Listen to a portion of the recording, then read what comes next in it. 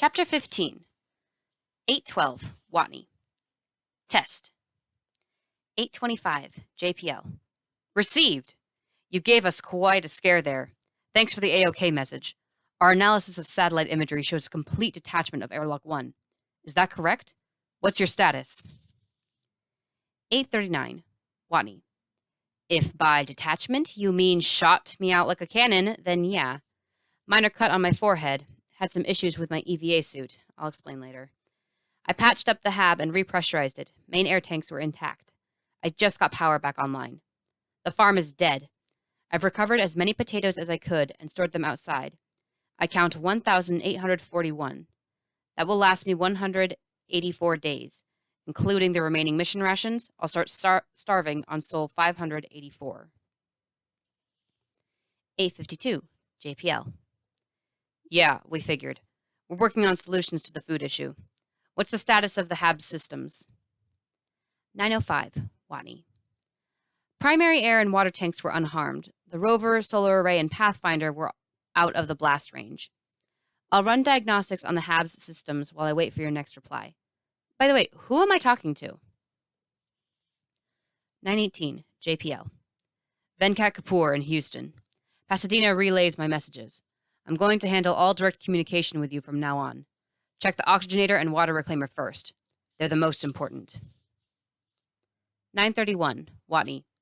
Duh. Oxygenator functioning perfectly. Water reclaimer is completely offline. Best guess is water froze up inside and burst some tubing. I'm sure I can fix it. The HAB's main computer is also functioning without any problems. Any idea what caused the HAB to blow up? 944, JPL. Best guess is fatigue on the canvas near Airlock 1. The pressurized cycle stressed it until it failed. From now on, alternate Airlock 2 and 3 for all EVAs. Also, we'll be getting you a checklist and procedures for a full canvas exam. 957, Watney. Yay! I get to stare at a wall for several hours. Let me know if you come up with a way for me to not starve. 1011, JPL. Will do. It's Sol 122, Bruce said. We have until Sol 584 to get a probe to Mars. That's 462 sols, which is 475 days. The assembled department heads of JPL furrowed their brows and rubbed their eyes. He stood from his chair. The positions of Earth and Mars aren't ideal. The trip will take 414 days. Mounting the probe to the booster and dealing with inspections will take 13 days. That leaves us with just 48 days to make this probe. Sounds of whispered exasperation filled the room. It's a whole new ballgame, Bruce continued. Our focus is food. Anything else is a luxury. We don't have time to make a powered descent lander. It'll have to be a tumbler, so we can't put anything delicate inside. Say goodbye to all the other crap we'd planned to send. Where's the booster coming from? Asked Norm Toshi, who was in charge of the reentry process. The Eagle Eye 3 Saturn probe, Bruce said. It was scheduled to launch next month. NASA put it on hold so we can have the booster. I bet the Eagle Eye team was mad about that, Norm said. I'm sure they were, Bruce said. But it's the only booster we have that's big enough, which brings me to my next point. We only get one shot at this. If we fail, Mark Watney dies. He looked around the room and let that sink in. We do have some things going for us, he finally said. We have some of the parts built for the Ares 4 pre-supply missions. We can steal from them, and that'll save us some time. Also, we're sending food, which is pretty robust. Even if there's a re-entry problem and the probe impacts at high velocity, food is still food. And we don't need a precision landing. Watney can travel hundreds of kilometers if necessary. We just need to land close enough for him to reach it. This ends up being a standard tumble land pre-supply. All we have to do is make it quickly, so let's get to it. 802, JPL. We've spun up a project to get you food. It's been in progress for a week or so. We can get it to you before you starve, but it'll be tight. It'll just be food and a radio. We can't send an oxygenator, water reclaimer, or any of that other stuff without powered descent. 8:16, Watney. No complaints here. You get me the food, I'll be a happy camper. I've got all HAB systems up and running again. The water reclaimer is working fine now that I replaced the burst hoses. As for water supply, I have 620 liters remaining. I started with 900 liters, 300 to start with, 600 more from reducing hydrazine. So I almost lost 300 liters in sublimation. Still, with the water reclaimer operational again, it's plenty. 8:31, JPL. Good. Keep us posted on any mechanical or electronic problems. By the way, the name of the probe we're sending is Iris, named after the Greek goddess who traveled the heavens with the speed of wind. She's also the goddess of rainbows. 8:47, Watney. Pride Parade probe coming to save me. Got it. Rich Purnell sipped coffee in the silent building. He ran a final test on the software he'd written. It passed. With a relieved sigh, he sank back in his chair. Checking the clock on his computer, he shook his head. 3:42 a.m. As an astrodynamicist, Rich rarely had to work late. His job was to find the exact orbits and course corrections needed for any given mission. Usually, it was one of the first parts of a project, all the other steps being based on the orbit. But this time, things were reversed. Iris needed an orbital path, and nobody knew when it would launch. Planets move as time goes by. A course calculated for a specific launch date will work only for that date. Even a single day's difference would result in missing Mars entirely. So, Rich had to calculate many courses. He had a range of 25 days during which Iris might launch. He calculated one course for each. He began an email to his boss. Mike, he typed, attached are the courses for Iris in one-day increments. We should start peer review and vetting so they can be officially accepted. And you were right, I was here almost all night. It wasn't that bad, nowhere near the pain of calculating orbits for Hermes. I know you get bored when I go into the math, so I'll summarize. The small, constant thrust of Hermes ion drives is much harder to deal with than the large point thrusts of pre-supply probes. All 25 of the courses take 414 days and vary only slightly in thrust duration and angle. The fuel requirements is nearly identical for the orbits and is well within the capacity of Eagle Eye's booster. It's too bad. Earth and Mars are really badly positioned. Heck, it's almost easier to... He stopped typing. Furrowing his brow, he stared into the distance. He said. He grabbed his coffee cup and went to the break room for a refill. Teddy scanned the crowded conference room. It was rare to see such an assembly of NASA's most important people all in one place. He squared a small stack of notes he'd prepared and placed them neatly in front of him. I know you're all busy, Teddy said. Thank you for making time for this meeting. I need status on Project Iris from all departments. Venkat, let's start with you. The mission team's ready, Venkat said, looking at spreadsheets on his laptop. There was a minor turf war between the Ares 3 and Ares 4 pre-supply control teams. The Ares 3 guys said they should run it because while Watney's on Mars, Ares 3 is still in progress. The Ares 4 team points out it's their co-opted probe in the first place. I ended up going with the Ares 3. Did that upset Ares 4? Teddy asked. Yes, but they'll get over it. They have 13 other pre-supply missions coming up. They won't have time to pout. Mitch, Teddy said to the flight controller, what about the launch? Mitch pulled the earpiece from his ear. We've got a control room ready, he said.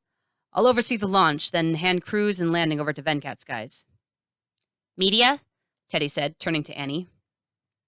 I'm giving daily updates to the press, she said, leaning back in her chair. Everyone knows Watney's dead if this doesn't work. The public hasn't been this engaged in ship construction since Apollo 11. CNN's The Watney Report has been the #1 show in its time slot for the past 2 weeks. The attention is good, Teddy said. It'll help get us emergency funding from Congress. He looked up to a man standing near the entrance. Maurice, thanks for flying out on short notice. Maurice nodded. Teddy gestured to him and addressed the room. For those who don't know him, this is Maurice Stein from Cape Canaveral. He was the scheduled pad leader for Eagle Eye 3, so he inherited the role for Iris. Sorry for the bait and switch, Maurice. No problem, said Maurice. Glad I can help out. Teddy flipped the top page of his notes face down beside the stack. How's the booster? It's all right for now, said Maurice, but it's not ideal. Eagle Eye 3 was set to launch. Boosters aren't designed to stand upright and bear the stress of gravity for long periods. We're adding external supports that we'll remove before launch. It's easier than disassembly. Also, the fuel is corrosive in the internal tanks, so we had to drain it. In the meantime, we're performing inspections on all systems every 3 days. Good, thank you, Teddy said. He turned his attention to Bruce Nig, who stared back at him with heavy, bloodshot eyes. Bruce, thank you for flying out too. How's the weather in California these days? I wouldn't know, Bruce said. I rarely see the outdoors. Subdued laughter filled the room for a few seconds. Teddy flipped another page. Time for the big question, Bruce. How's Iris coming along? We're behind, Bruce said, with a tired shake of his head. We're going as fast as we can, but it's just not fast enough. I can find money for overtime, Teddy offered. We're already working around the clock. How far behind are we talking about? Teddy asked. Bruce rubbed his eyes and sighed. We've been at it 29 days, so we only have 19 left. After that, the pad needs 13 days to mount it on the booster. We're at least 2 weeks behind. Is that as far behind as you're going to get? Teddy asked, writing a note on his papers. Or will you slip more? Bruce shrugged. If we don't have any more problems, it'll be 2 weeks late, but we always have problems. Give me a number, Teddy said. 15 days, Bruce responded. If we had another 15 days, I'm sure we could get it done in time. All right, Teddy said, taking another note. Let's create 15 days. Turning his attention to the Ares 3 flight surgeon, Teddy asked, Dr. Keller, can we reduce Watney's food intake to make the rations last longer? Sorry, but no, Keller said. He's already at a minimal calorie count. In fact, considering the amount of physical labor he does, he's eating far less than he should, and it's only going to get worse. Soon his entire diet will be potatoes and vitamin supplements. He's been saving protein-rich rations for later use, but he'll still be malnourished. Once he runs out of food, how long until he starves to death? Teddy asked. Presuming an ample water supply, he might last 3 weeks. Shorter than a typical hunger strike, but remember, he'll be malnourished and thin to begin with. Venkat raised a hand and caught their attention. Remember, Iris is a tumbler. He might have to drive a few days to get it. And I'm guessing it's hard to control a rover when you're literally starving to death. He's right, Dr. Keller confirmed. Within 4 days of running out of food, he'll barely be able to stand up, let alone control a rover. Plus, his mental facilities will rapidly decline. He'll have a hard time even staying awake. So the landing date's firm, Teddy said. Maurice, can you get Iris on the boosters in less than 13 days? Maurice leaned against the wall and pinched his chin. Well, it only takes 3 days to actually mount it. The following 10 are for testing and inspections. How much can you reduce those? With enough overtime, I could get the mounting down to 2 days. That includes transport from Pasadena to Cape Canaveral. But the inspections can't be shortened. They're time-based. We do checks and rechecks with set intervals between them to see if something deforms or warps. If you shorten the intervals, you invalidate the inspections. How often do those inspections reveal a problem? Teddy asked. A silence fell over the room. Maurice stammered. Are you suggesting we don't do the inspections? No, said Teddy. Right now, I'm asking how often they reveal a problem. About 1 in 20 launches. Teddy wrote that down. And how often is the problem they find something that would have caused a mission failure? I, uh, not sure. Maybe half the time? He wrote that down as well. So if we skip inspections and testing, we have a 1 in 40 chance of mission failure? Teddy asked. That's 2.5%, Venkat said, stepping in. Normally, that's grounds for a countdown halt. We can't take a chance like that. Normally was a long time ago, Teddy said. 97.5% is better than 0. Can anyone think of a safer way to get more time? He scanned the room. Blank faces stared back. All right, then, he said, circling something on his notes. Speeding up the mounting process and skipping inspections buys us 11 days.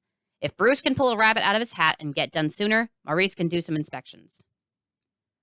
What about the other 4 days? Venkat asked. I'm sure Watney can stretch the food to last 4 extra days, malnutrition notwithstanding, Teddy said, looking to Dr. Keller. Keller started. I can't recommend. Hang on, Teddy interrupted. He stood and straightened his blazer. Everyone, I understand your positions. We have procedures. Skipping those procedures means risk. Risk means trouble for your department. But now isn't the time to cover our butts.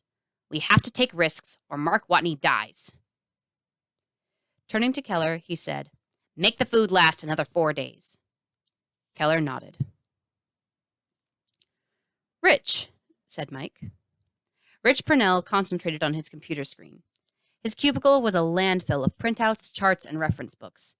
Empty coffee cups rested on every surface. Takeout packaging littered the ground. Rich, Mike said more forcefully. Rich looked up. Yeah. What the hell are you doing? Just a little side project. Something I wanted to check up on. Well, that's fine, I guess, Mike said. But you need to do your assigned work first. I asked for those satellite adjustments 2 weeks ago, and you still haven't done them. I need some supercomputer time, Rich said. You need supercomputer time to calculate routine satellite adjustments? No, it's for this other thing I'm working on, Rich said. Rich, seriously, you have to do your job. Rich thought for a moment. Would now be a good time for vacation? He asked. Mike sighed. You know what, Rich? I think now would be an ideal time for you to take a vacation. Great, Rich smiled. I'll start right now. Sure, Mike said. Go on home. Get some rest. Oh, I'm not going home, said Rich, returning to his calculations. Mike rubbed his eyes. Okay, whatever. About those satellite orbits? I'm on vacation, Rich said without looking up. Mike shrugged and walked away. 8:01, Watney. How's my care package coming along? 8:16, JPL. A little behind schedule, but we'll get it done. In the meantime, we want you to get back to work. We're satisfied the hab is in good condition. Maintenance only takes you 12 hours per week. We're going to pack the rest of your time with research and experiments. 8:31, Watney. Great! I'm sick of sitting on my butt. I'm going to be here for years. You may as well make use of me. 8:47, JPL. That's what we're thinking. We'll get you a schedule as soon as the science team puts it together. It'll mostly be EVAs, geological sampling, soil tests, and weekly self-administered medical tests. Honestly, this is the best bonus Mars time we've had since the Opportunity lander. 9:02, Watney. Opportunity never went back to Earth. 9:17, JPL. Sorry. Bad analogy.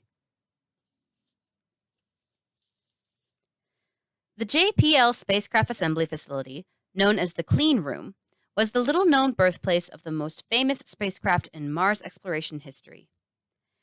Mariner, Viking, Spirit, Opportunity, and Curiosity, just to name a few, had all been born in this one room.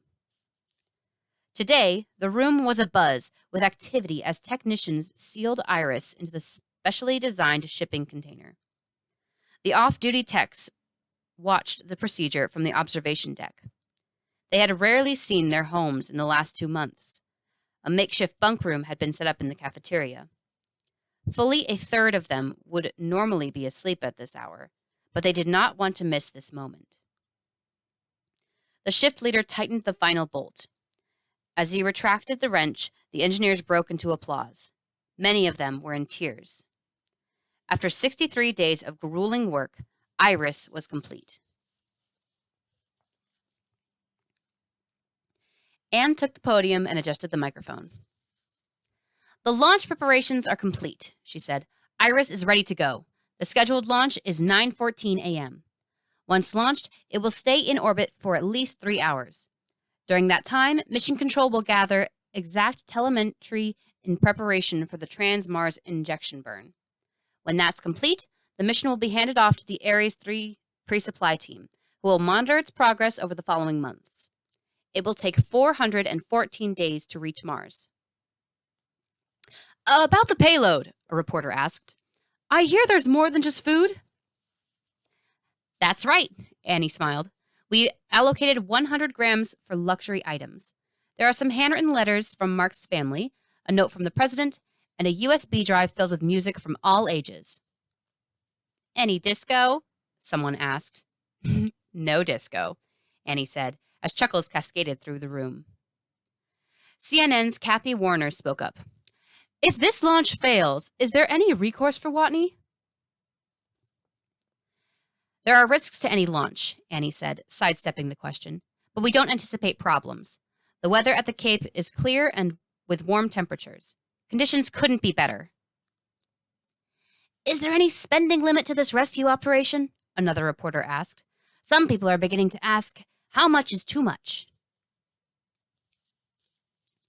It's not about the bottom line, Annie said, prepared for the question. It's about a human life in immediate danger. But if you want to look at it financially, consider the value of Mark Watney's extended mission. His prolonged mission and fight for survival are giving us more knowledge about Mars than the rest of the Ares program combined.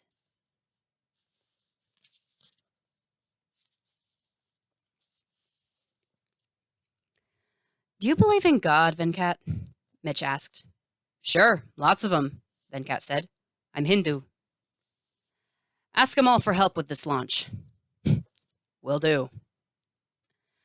Mitch stepped forward to his station in Mission Control. The room bustled with activity as the dozens of controllers each made final preparations for launch. He put his headset on and glanced at the time readout on the giant center screen at the front of the room. He turned on his headset and said, This is the flight director. Begin launch status check. Roger that, Houston, was the reply from the launch control director in Florida. CLCDR checking all stations are manned and systems ready, he broadcast. Give me a go, no-go for launch. Talker? Go, was the response. Timer? Go, said another voice. QAM1? Go. Resting his chin on his hands, Mitch stared at the center screen. It showed the pad video feed. The booster, amid cloudy water vapor from the cooling process, still had Eagle Eye 3 stenciled on the side. QAM2. Go. QAM3. Go. Venkat leaned against the back wall. He was an administrator. His job was done. He could only watch and hope. His gaze was fixated on the far wall's displays. In his mind, he saw the numbers, the shift juggling, the outright lies and borderline crimes he'd committed to put this mission together. It would all be worthwhile if it worked. FSC. Go. Prop 1. Go. Teddy sat in the VIP observation room behind Mission Control. His authority afforded him the very best seat, front row center. His briefcase lay at his feet, and he held a blue folder in his hands. Prop 2. Go. PTO. Go. Annie Montrose paced her private office next to the press room. 9 televisions mounted to the wall were each tuned to a different network. Each network showed the launch pad. A glance at her computer showed foreign networks doing the same. The world was holding its breath. ACC, go. LWO, go. Bruce Nigg sat in the JPL cafeteria along with hundreds of engineers who had given everything they had to Iris. They watched the live feed on a projection screen. Some fidgeted, unable to find comfortable positions. Others held hands. It was 6:13 a.m. in Pasadena, yet every single employee was present. AFLC, go. Guidance, go. Millions of kilometers away, the crew of Hermes listened as they crowded around Johansson's station. The 2-minute transmission time didn't matter. They had no way to help. There was no need to interact. Johansson stared intently at her screen, although it displayed only the audio signal strength. Beck wrung his hands. Vogel stood motionless, his eyes fixed on the floor. Martinez prayed silently at first, then saw no reason to hide it. Commander Lewis stood apart, her arms folded across her chest. PTC, go. Launch Vehicle Director, go. Houston, this is Launch Control. We are go for launch. Roger, Mitch said, checking the countdown. This is Flight. We are go for launch on schedule. Roger that, Houston, Launch Control said. Launch on schedule. Once the clock reached 0 hours, 0 minutes, 15 seconds, the television networks got what they were waiting for. The timer controller began the verbal countdown. 15, she said. 14, 13, 12, 11. Thousands had gathered at Cape Canaveral, the largest crowd ever to watch an unmanned launch. They listened to the timer controller's voice as it echoed across the grandstands. 10, 9, 8, 7. Rich Purnell, entrenched in his orbital calculations, had lost track of time. He didn't notice when his coworkers migrated to the large meeting room where a TV had been set up. In the back of his mind, he thought the office was unusually quiet, but he gave it no further thought. 6, 5, 4. Ignition sequence start. 3, 2, 1. Clamps released. The booster rose amid a plume of smoke and fire, slowly at first, then racing ever faster. The assembled crowd cheered it on its way. And liftoff of the Iris supply probe, the timer controller said. As the booster soared, Mitch had no time to watch the spectacle on the main screen. Trim, he called out. Trim's good, Flight, was the immediate response. Course. On course. Altitude 1,000 meters, someone said. We've reached safe abort, another person called out, indicating that the ship could crash harmlessly into the Atlantic Ocean if necessary. Altitude 1,500 meters. Pinch and roll maneuver commencing. Getting a little shimmy, Flight. Mitch looked over to the Ascent flight director. Say again? A slight shimmy. Onboard guidance is handling it. Keep an eye on it, Mitch said. Altitude 2,500 meters. Pitch and roll complete. 22 seconds till staging.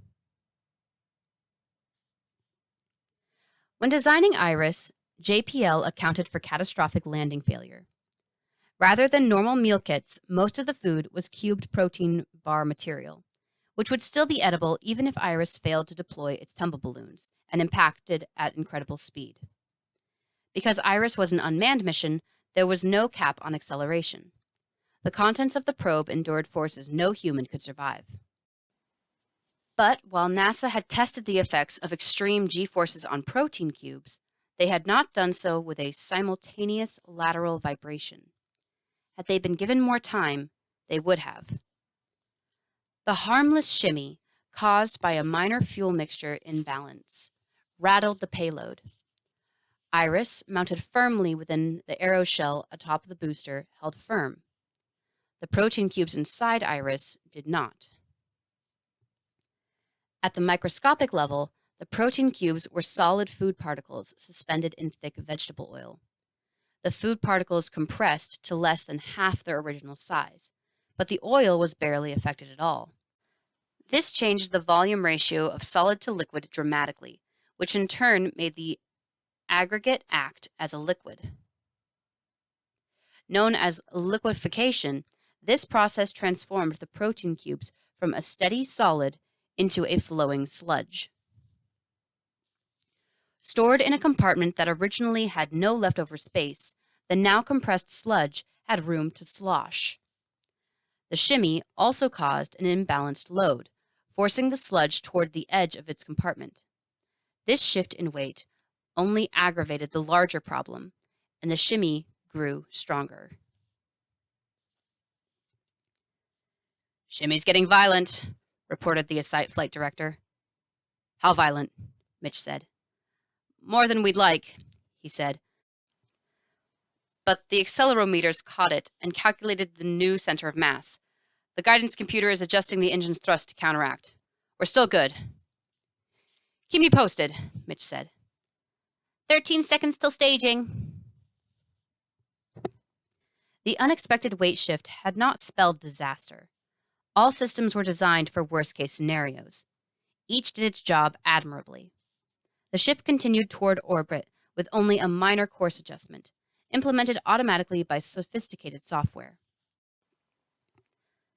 The first stage depleted its fuel, and the booster coasted for a fraction of a second as it jettisoned stage clamps via explosive bolts. The now empty stage fell away from the craft as the second stage engines prepared to ignite. The brutal forces had disappeared. The protein sludge floated free in the container. Given 2 seconds, it would have re-expanded and solidified. But it was given only a quarter second. As the second stage fired, the craft experienced a sudden jolt of immense force. No longer contending with the dead weight of the first stage, the acceleration was profound. The 300 kilograms of sludge slammed into the back of its container. The point of impact was at the edge of Iris, nowhere near where the mass was expected to be. Though Iris was held in place by 5 large bolts, the force was directed entirely to a single one. The bolt was designed to withstand immense forces, if necessary, to carry the entire weight of the payload. But it was not designed to sustain a sudden impact from a loose 300-kilogram mass. The bolt sheared. The burden was then shifted to the remaining 4 bolts. The forceful impact having passed, their work was considerably easier than that of their fallen comrade. Had the pad crew been given time to do normal inspections, they would have noticed the minor defect in one of the bolts. A defect that slightly weakened it, though it would not cause failure on a normal mission. Still, they would have swapped it out with a perfect replacement. The off-center load presented unequal force to the 4 remaining bolts, the defective one bearing the brunt of it. Soon, it failed as well. From there, the other 3 failed in rapid succession. Iris slipped from its supports in the aeroshell, slamming into the hull. "Whoa!" exclaimed the Ascent flight director. "Flight, we're getting a large precession." "What?" Mitch said as alerts beeped and lights flashed across all the consoles. "Force on Iris is at 7 Gs, someone said. "Intermittent signal loss," called another voice. "Ascent, what's happening here?" Mitch demanded. "All hell broke loose. It's spinning on the long axis with a 17-degree precession." "How bad?" "At least 5 RPS and falling off course." "Can you get it to orbit?" "I can't talk to it at all. Signal failures left and right." "Comm!" Mitch shot at the communications director. "Working on it, flight," was the response. "There's a problem with the onboard system." "Getting some major Gs inside, flight." "Ground telemetry shows it 200 meters low of target path." "We've lost readings on the probe, flight." "Entirely lost the probe?" he asked. "Affirm, flight. Intermittent signal from the ship, but no probe." Oh no, Mitch said. It shook loose in the aeroshell. It's dreidling flight. Can it limp to orbit? Mitch said. Even super low EO? We might be able to. Loss of signal, flight. LOS here too. Same here. Other than the alarms, the room fell silent. After a moment, Mitch said, Reestablish? No luck, said Com. Ground? GC, was the reply. Vehicle had already left visual range. SATCON? Mitch asked. No satellite acquisition of signal. Mitch looked forward to the main screen. It was black now, with large white letters reading LOS. Flight, a voice said over the radio. U.S. destroyer Stockton reports debris falling from the sky. Sources match last known location of Iris. Mitch put his head in his hands. Roger, he said. Then he uttered the words every flight director hopes never to say. GC flight. Lock the doors. It was the signal to start post-failure procedures. From the VIP observation room, Teddy watched the despondent Mission Control Center. He took a deep breath, then let it out. He looked forlornly at the blue folder that contained his cheerful speech praising a perfect launch. He placed it in his briefcase and extracted the red folder with the other speech in it. Venkat stared out his office windows to the space center beyond. A space center that housed mankind's most advanced knowledge of rocketry, yet had still failed to execute today's launch. His mobile rang. His wife again. No doubt worried about him. He let it go to voicemail. He just couldn't face her, or anyone. A chime came from his computer. Glancing over, he saw an email from JPL, a relayed message from Pathfinder. 1603, Watney. How'd the launch go?